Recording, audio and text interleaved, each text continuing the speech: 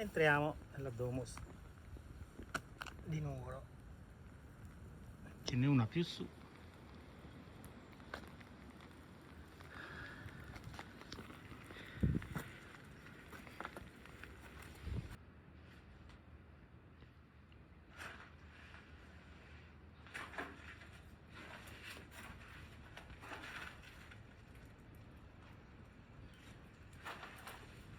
Iniziato, poi lasciamo uscire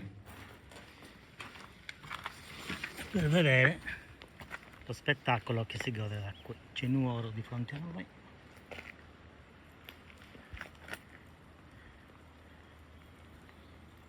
Non male.